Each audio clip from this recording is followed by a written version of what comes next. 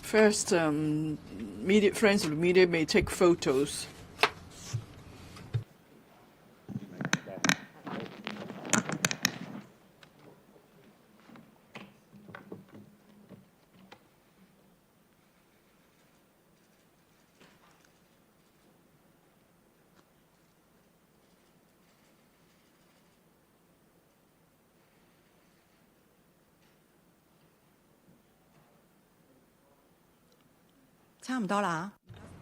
Thank you.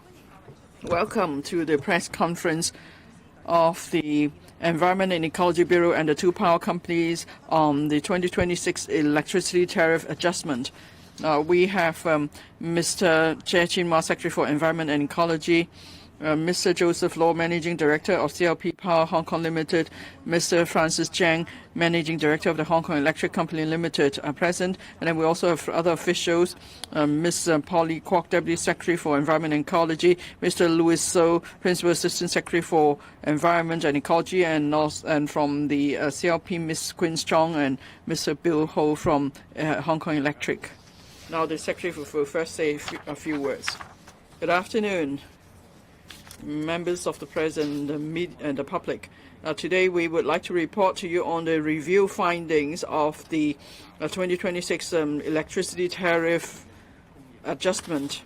The government's electricity supply policy aims to ensure that the public can enjoy a safe, reliable, green and reasonably priced electricity supply. Therefore, the government has been working hard to exercise strict oversight in accordance with the Scheme of Control Agreement. Our oversight on behalf of the public didn't just begin with this year's review. We started to do so 2 years ago when we reviewed the 5-year development plans of the two power companies. We reviewed the necessity of the capital projects proposed and whether the program and budget for the new projects were reasonable. We only accept capital project proposals that are absolutely necessary based on Hong Kong's actual needs. The aim is to compress electricity tariff as far as possible. This year, during the annual review of electricity tariff adjustments, the government again rigorously examined the tariff proposals of the two power companies. Within the context of the 5-year development plan, we primarily reviewed the projected electricity sales volumes of the two companies, as the volumes have direct impact on prices. We also reviewed the reasonableness of their operating expenses and fuel price estimates, aiming to minimize the increase in electricity tariff. After numerous consultations, the two companies ultimately agreed to lower the average net tariff for January next year. Regarding the basic tariff, CLP also agreed to lower it below the basic tariff projected for next year under the 5-year development plan, while Hong Kong Electric's tariff remains consistent with the projected level. According to estimates from the two power companies, after the tariff adjustment, a typical 3-person household consuming 275 kilowatt-hour per month will pay approximately $10 less per month compared to the approved tariff rate in 2025. At the same time, the government has requested the two power companies to continue to utilize their Community Energy Saving Fund to provide subsidies in order to minimize the tariff burden on the disadvantaged and SMEs. Although electricity tariffs will be slightly reduced from an environmental perspective, we encourage the people of Hong Kong to adopt green living habits and choose energy-efficient products that will further cut down on the electricity bill and help to reduce carbon emissions and protect the environment. The government has introduced the mandatory energy efficient labeling scheme, MEELS in short, covering 11 product categories. In September 2025, we have upgraded the energy efficiency requirements for refrigerating equipment, washing machines, and storage-type electric water heaters. The entire MEELS can save about an extra 270 million kilowatt-hour of electricity annually, equivalent to the annual electricity consumption of about 80,000 3-person households. The public can refer to the energy saving tips section on the government's Energy Savings for All website for ways to save more energy and practice smart electricity use. In the long term, will stabilize electricity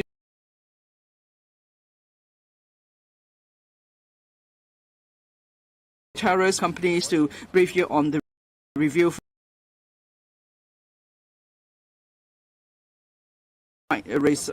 outcome. First is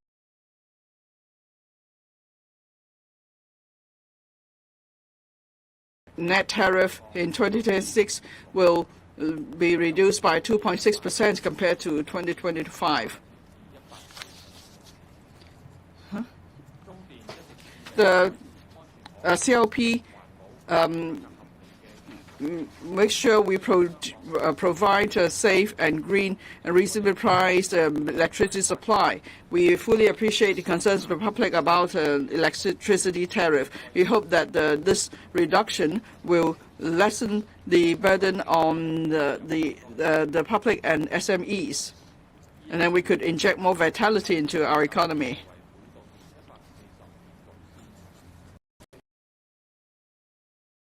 The tariff will be 140.6 cents per kilowatt hour. So that's an increase of 3 cents. That's a decrease of 3 cents compared to 2025. Now, fuel prices have dropped, and so the fuel cost charge will also be lowered. Now, there are still uncertainties in the global economy and fuel prices. So there are fluctuating fuel prices, and we adopt a strategy of a diversified portfolio of fuels. So we use less coal and more LNG, and we also switch to nuclear energy that's more stable in prices, and also there's no emission. So we also use different fuel suppliers to ensure fuel prices are competitive. We work on 3 fronts to lower electricity tariff and ensure green practice. Now, we compare favorably with other major cities around the world in terms of tariff, and then we also have reduced emissions by 90%. Carbon emission has dropped by 60%. So we're doing quite well. And we are seeing more extreme weather in Hong Kong, and that is a major challenge to the power supply system. This year, there are new record of typhoons. On 2 occasions, the number 10 signal was hoisted. And then in 17 days, there were 5 black rainstorms.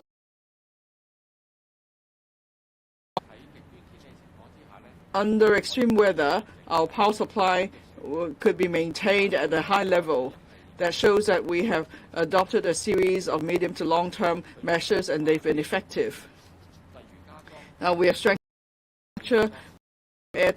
floodgates and various other measures, and then we also adopt innovative technology to monitor power supply real time.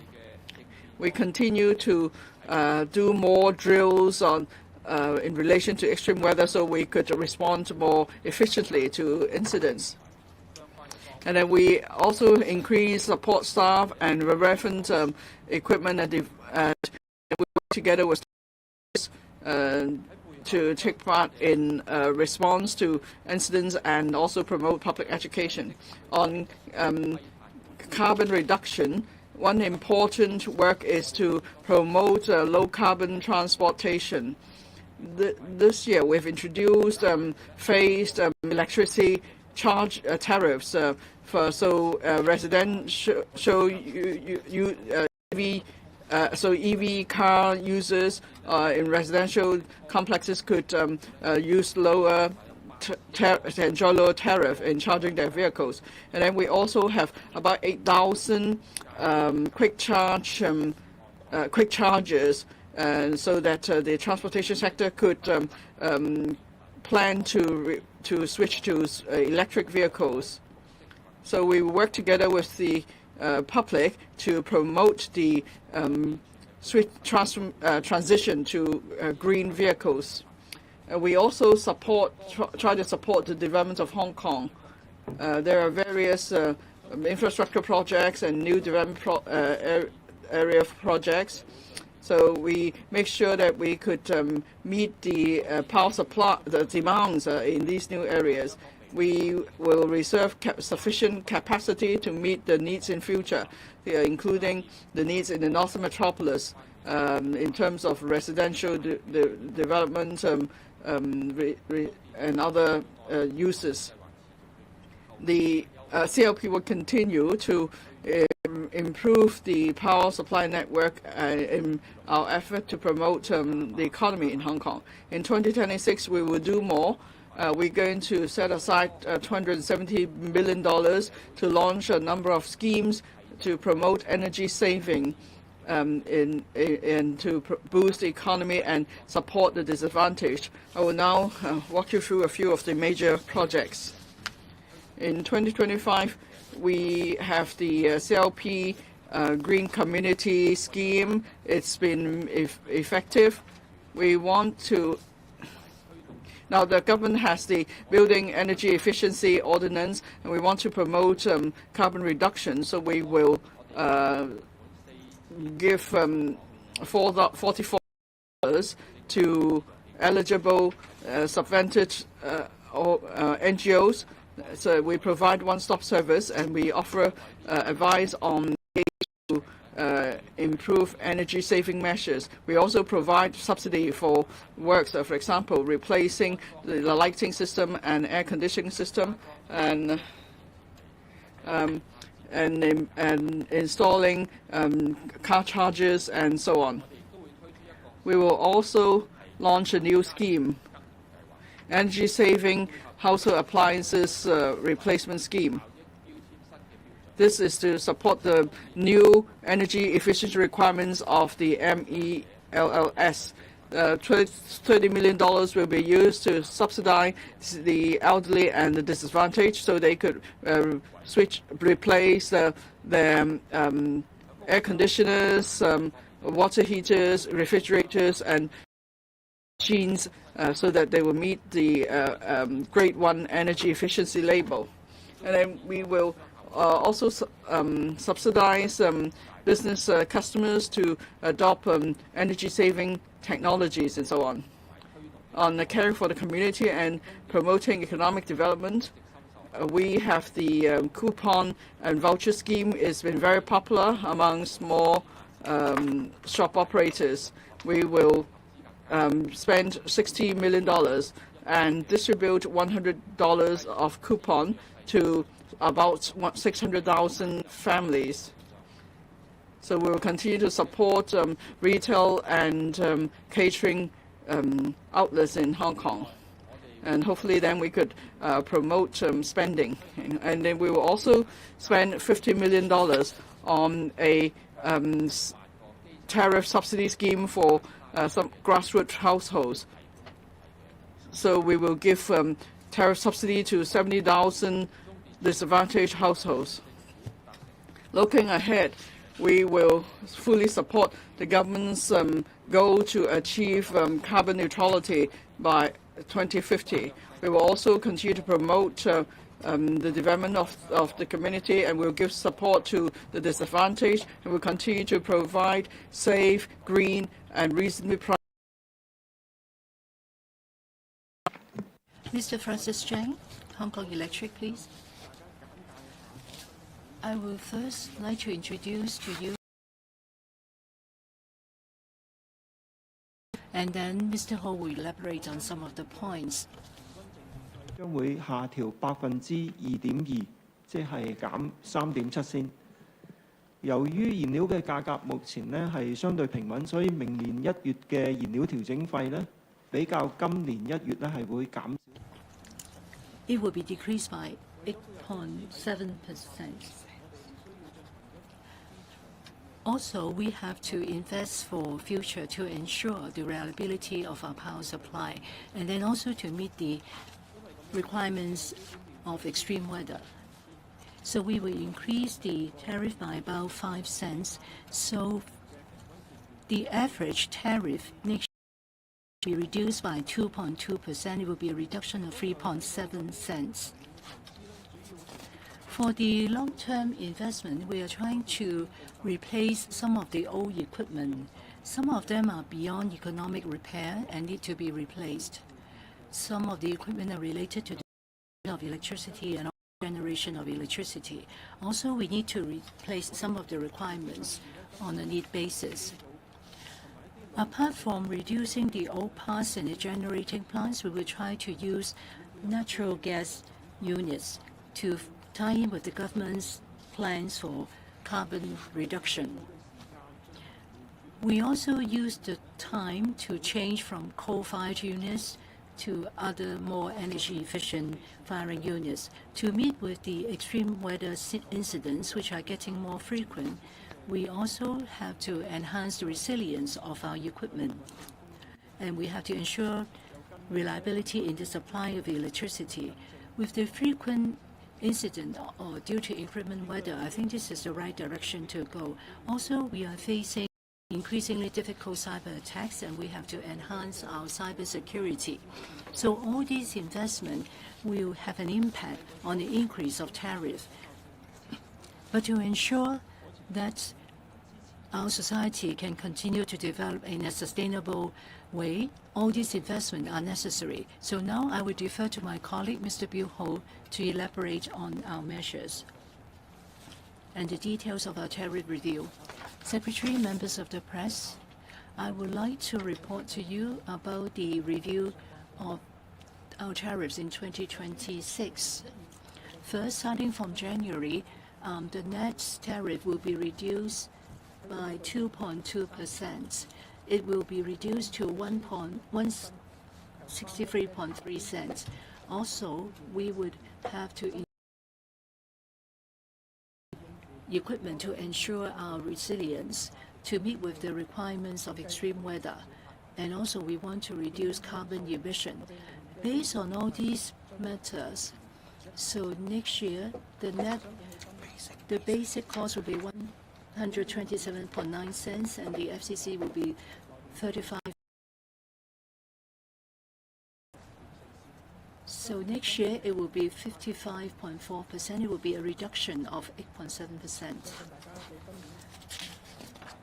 I think we are all aware of the challenges brought to us by extreme weather. As Mr. Zhang has said, we have been able to ensure reliability in power supply, and it is good investment to upgrade our facilities and equipment. We've been transferring from coal-fired units to more clean energy generating units. Inclement weather has posed challenges for the supply of electricity in a reliable manner, and we must have a very resilient infrastructure, and also we got to have emergency response that are efficient. We have to invest in this area. In 2025, we have been working hard to ensure the supply of electricity for our citizens. During the attack of Typhoon Ragasa, we only have 2 incidents of a power interruption, and both are in Lemma Island, and they are due to the felling of trees that disrupt our power supply. Within 2 to 4 hours, we are able to resume power supply for the affected 5 households. The weather is getting more and more extreme, but in 2024, our electricity reliability is above 99.9999%. We expect that we will be able to maintain this record for the coming year. On the reliability of our power supply, it is actually based on the investment and preparation that we have made to meet with the challenges of inclement weather. Back in the 80s, we have already have tunnels for housing our cables and to replace the outdoor cables. And today we can enjoy the benefits of this hard work that we have conducted over the years. To meet with flood challenges, we have raised the floor level of our facilities, and we have also tried to strengthen the facilities to prevent them from being affected by flooding. For the high-risk areas, we conduct drills to ensure that will be able to have a steady supply of electricity. We also put in extra manpower for the purpose. As you all know, there is a risk of interruption of power supply, but we continue to enhance our system to minimize the disruption of our use to our users. We would have temporary cables installed to ensure that the risk of power outage will be minimized. And also, we deploy temporary power supply equipment efficiently. And we want to ensure that power supply will be provided without being affected. Also, we have to face the challenges of narrow roads and densely populated. Challenges are getting more and more, but the society has high expectations for power supply in a reliable manner. Despite all these, we will continue to enhance our emergency response power to ensure that there will be reliable power supply. To meet with the inclement weather, we will try to replace the old generating units and also take the opportunity to reduce. We have now 3 clean gas-fired generating units to reduce greenhouse gas emission. We will also have natural gas-fired unit to replace our old coal-fired units. And there will be single-cycle gas-fired unit that will be coming into operation to replace some of the old 5 old units. For the electricity grid, we have been enhancing our grid strategically, and we try to maintain them to ensure that there will be steady and good supply of electricity. We use remote surveillance system, AI, Internet of Things, all these new technologies to enhance our efficiency and monitoring capability. On the smart meter, it has been fully rolled out, and we have been helping our customers in about 59,000 of them are using it. And it also enables our company to identify potential problems faced by our customers to ensure reliable provision of electricity.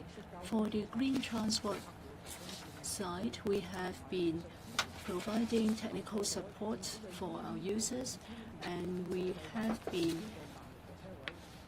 providing electricity supply for 16,000 parking spaces in the housing units that are under the subsidy scheme for installation of charging units for EVs. We also have the hybrid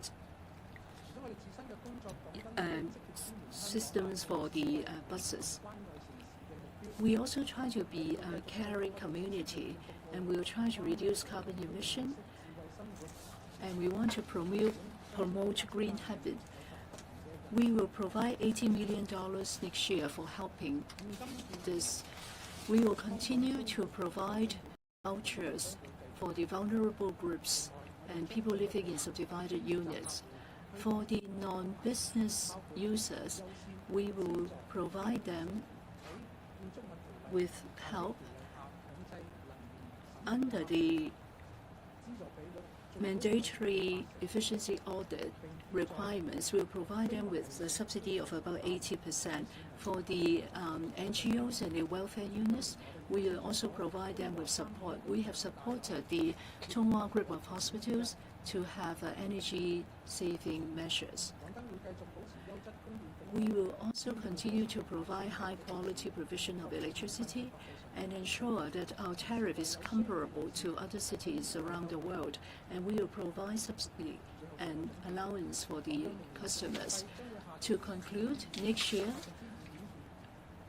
the tariff will be reduced by 2.2% next year, and we will have good preparation to meet with the challenges of extreme weather. We will tie in with the introduction of e-vehicles and help our citizens to have a green living. Thank you very much. Now Please first identify your organization and please limit yourself to.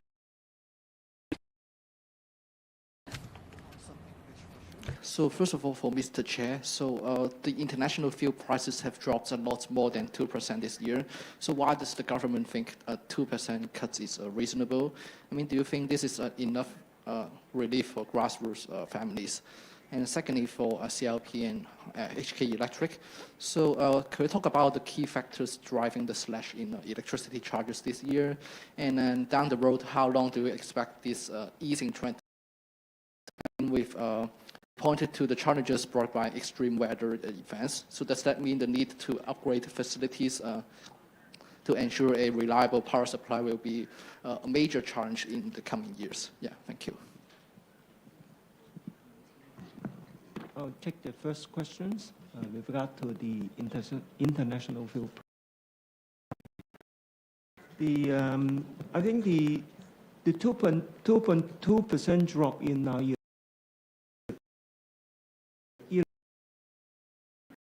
fuel cross charge, we are talking about a close to 20% drop already, because the 2026 January fuel cross charge is 35.4 cents, but whereas the 2025 January fuel cross charge is 44.1 cents.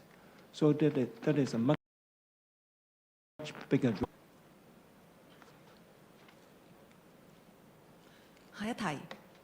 Next question.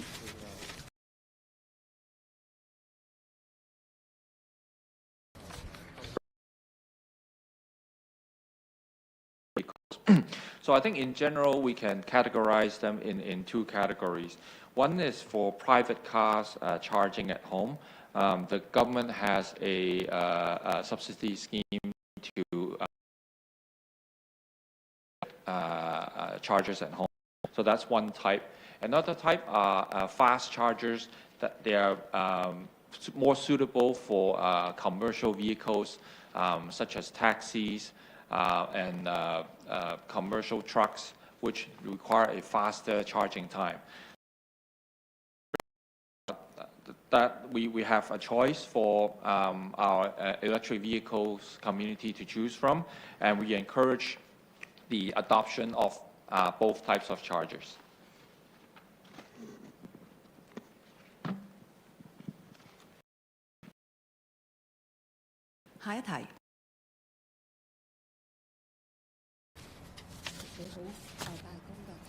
I'm from Kong Pao.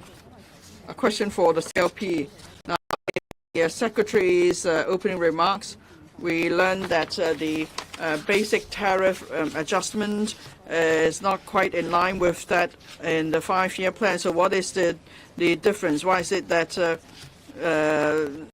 then it leads to adjustment in the basic tariff? The second question. This year, we see that the two power companies have announced a reduction in fuel clauses charge, and the public are happy. They think that tariffs have gone down. Now, I see that both power companies have reduced the percentage of adjustment for the fuel clause charge next year. So what is your assessment of the fuel charge trend in the coming year? And how can you make sure that fuel clause charge will continue to go down and the public don't have to keep watching the fluctuation in fuel prices and then they have to worry about fuel down? Your first question first. The basic tariff, well, in a 5-year development plan, there's an approved basic tariff, and what we are able to do is to offer a basic tariff lower than that projected in the 5-year development plan. And we're able to do so through various means, for example, by controlling costs. So that's why we're able to offer a tariff lower than that projected. Now, on the trend of international fuel prices, as you know, we have complex geopolitical situation. So fuel prices do fluctuate rather wildly. And then this year, in particular in the second half of the year, we see that international fuel prices have stabilized relatively. That's why we're able to adjust downward the fuel clause charge. The fuel clause charge is on an accountable basis. That is, the power company will not make any profit from fluctuation in fuel prices. But then there's a delaying effect with FCC adjustment because of the mechanism. So sometimes the FCC may not reflect international fuel price changes in real time. And of course, there's no way we can influence price movements of fuel internationally, and we can only adjust the FCC based on the actual fuel prices. In the past, we see that there's a rather stable trend with many fluctuations as in 2022.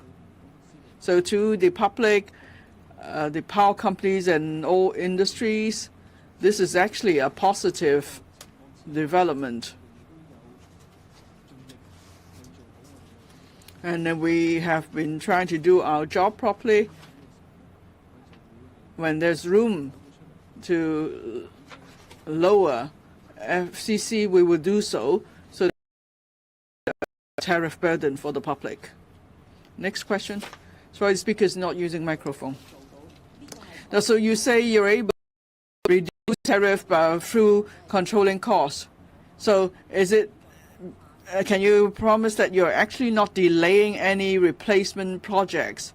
So maybe next year, then you may have to increase tariff. TVB, well, is it the case that you're able to lower tariff maintenance? Have the two power companies make use of the stabilization fund to lower the tariff? If so, how much of the fund have you used? Have you exhausted the fund? And a second question, there's mention of extreme weather. This year, how much have the two power companies invested in responding to extreme weather? Or is it because just because there's a reduction in fuel prices, that's why the overall tariff is due? Thank you. A tariff stabilization fund and fuel clause fund, those are actually like piggy banks. They are help to allow us to save for rainy days. For example, we want to lessen the impact on tariff increase due to fuel price changes. And your second question is on extreme weather. As you can see this year,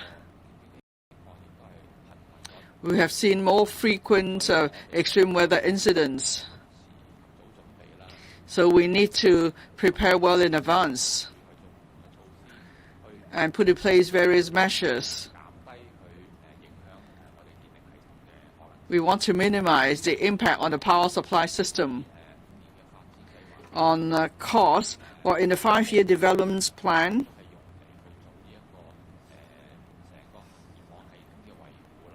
some of the investment is on maintaining the entire power grid development plan. On the tariff stabilization fund and the balance of the fuel clause charge, well, that's something the Bureau watches